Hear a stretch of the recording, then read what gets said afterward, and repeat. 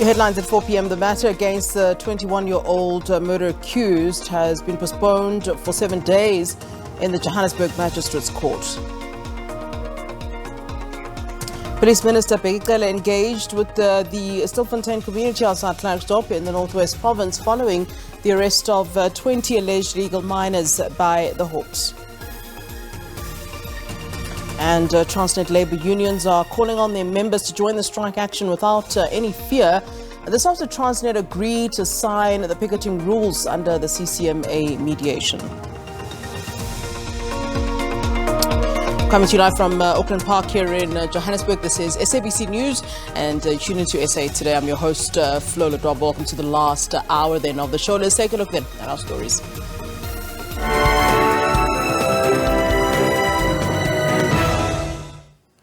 The residents of Stilfontein in the northwest have raised crime and policing concerns with Police Minister Bheki Cele. Cele is visiting the area where 20 alleged illegal miners were arrested yesterday. The minister believes that the suspects are high-ranking in criminal organizations involved in illegal mining operations in the area. No less than 24 firearms and ammunition were also confiscated during the arrest. Cele has promised to return to the area with solutions on how to deal with some of the pressing issues raised by residents. The suspected Zamazamas were arrested at a mine shaft outside the town following an intensive operation by police and other law enforcement agencies. The suspects are expected to appear at the Stilfontein Magistrates Court tomorrow. They'll face preliminary charges of conspiracy to commit robbery, possession of prohibited firearms and ammunition, and the contravention of the Immigration Act. We arrested quite top guys. We arrested the governance of that. All of them had cellular phones. These guys were arrested. They had Wi-Fi. Most of you are running around crying for Wi-Fi. They had Wi-Fi, those guys there. So they're quite organized. 20 of them were arrested, those people, with 15 AK-47s. With 6 hunting rifles. Some of those they've broken in different houses and they've stolen them there. And we have had 2 pump guns and one RU5, which is filed out in terms of the number, so we'll be able to trace it. Last time we found about 4,000 rounds of ammunition. This time we found 6,000 rounds of ammunition with the sealed boxes, 6 boxes of AK-47s coming from that country where they are coming from. All right, we are now joined via Zoom by Willem Els, who's a Senior Training Coordinator on Terrorism and Explosives at the Institute of Security Studies. A very good afternoon to you, sir. Thanks so very much for joining us here on SABC News. Yeah, good afternoon.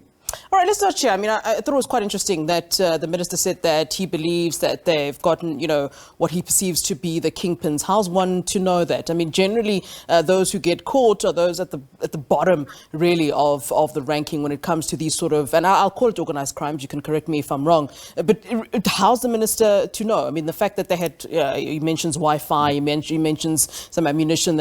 How does that tell that they are, essentially the kingpins? Yeah, we don't have all the information that the minister has to his disposal, but I think it is strong to mention that it's a kingpin. Kingpin is also relative. Yeah. If you look at the hierarchy in an organized crime syndicate. So they might have arrested some of the local leaders, but we believe that the hierarchy goes much higher up and these are just on the more futsal level. On the operational level that they arrested these guys. Yeah. Crime seems to be on the rise. Recently we're looking at some of the crime stats. How much of that crime would be, linked to illegal mining? What I'm asking essentially is, where there's one crime, there's usually other crimes that are linked to it. If there is illegal mining, one can find that there's, human trafficking involved, that there's murders involved, and so forth. So how are we able to gauge as to how much illegal mining is contributing to crime at large in the country and how big a factor it is? Unfortunately, so as you rightly mentioned, the illegal mining might be the catalyst. But these gangs, when they move in, like you said, your human trafficking, prostitution, and then a lot of other crimes also that is perpetrated by these people moving into the areas is really problematic. What we also noticed on that photo and video footage is that they also looted some of the steel from down in the mine shafts, and that is also very problematic because we all know that in the Stilfontein area, those mines are also uranium mines. So that means that every steel or piece of steel that has been taken down in the mine that's been there for some time, it is contaminated, and it also now will contaminate the other melting ovens when they try to mix that with the scrap metal if they sell that. So that's another challenge that we face based on the photo footage that we saw. Yeah, while we're looking at some video footage, while the two of us are talking here, they were showing quite a number of the ammunition that indeed was found. And I want to talk about this issue of ammunition. You hear a lot about it in the US, where they talk about gun laws. But of course, we know that they've got a huge problem with the issue of gun control in America. But it also seems that there is a problem here in South Africa, and perhaps it's not properly spoken about. Let's talk about the issue of getting a gun, one being able to have a gun. Has it become easy in South Africa? Are more people acquiring guns, or more people being? We know about the illegal guns where people are able to get them through the system. I've heard stories of those guns that have been confiscated finding their way back into the system because criminals are somehow able to get them. Is there a huge issue in South Africa when we're talking about guns? I think South Africa has some of the strictest gun laws available. So it is not very easy to obtain a gun. There's a lot of procedures you have to go through, etc., etc. And it's normally not the legislation that is in place. It's enforcing the law that is sometimes the challenge. And we also see it with here. And also what we saw there, they had a tremendous amount of ammunition. A gun without ammunition is actually useless. So it's worthless to have a gun if you don't have the ammunition. And we saw that these guys really had access to a lot of ammunition. Yeah, and there's been the issue of communities who feel as though they are terrorized, by illegal mining.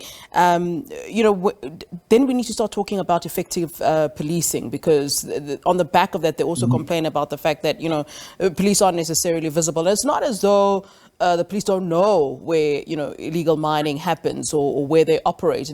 Just recently we even heard of a story of possible illegal miners raping a group of women. So clearly there is an understanding as to where these illegal miners work. So are we just not having effective policing and dealing with this? I think we have to commend the police in the first place on really making this right and making inroads here. Yeah. We also understand that there is a challenge amongst the police where they don't necessarily always have the necessary manpower, the necessary expertise to investigate and to prosecute these type of crimes. So, but one thing that struck me when they arrested the kingpins with all the vehicles and everything, one of the neighbors of one of the kingpins, or the so-called kingpins, mentioned, we thought that they knew the police because we regularly saw police vehicles parked at the house and so on. So, it's also a matter of where some of the police, and by saying this, I don't implicate that all police are corrupt or compromised. We know that there are very good police. But it seems to me that the target of these groups, of these syndicates, is to target the police officers, because without the goodwill and cooperation of law enforcement, these organized crime gangs will not be able to operate in their areas. And that's a very interesting point that you raise. Police involvement with criminals, that would then be, in a way, hindering those who actually want to work, those police that want to work, to do their work effectively. I would imagine that if you don't know that your partner, for instance, is involved with those criminals, the moment you start to investigate or make headway, that he alerts them. So that could be very concerning as well when it comes to effective policing. You are very right. If you work with a partner and you can't trust the partner, and you work in life-threatening situations, it's really become problematic. And corruption is really, it's like a cancer. When it starts to infiltrate, it just goes deeper and deeper and deeper, and it compromises everything. So I'm a former police officer myself, and that was also always a major concern. You had to trust your partner. If there's no that trust relationship between you and the people that you are working with, then you can't really fight the fight that you have to fight.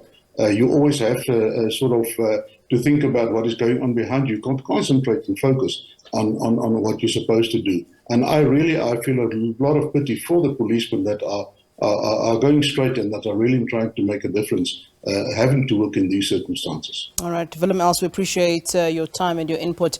Much appreciated here on SABC News. You're welcome. All right.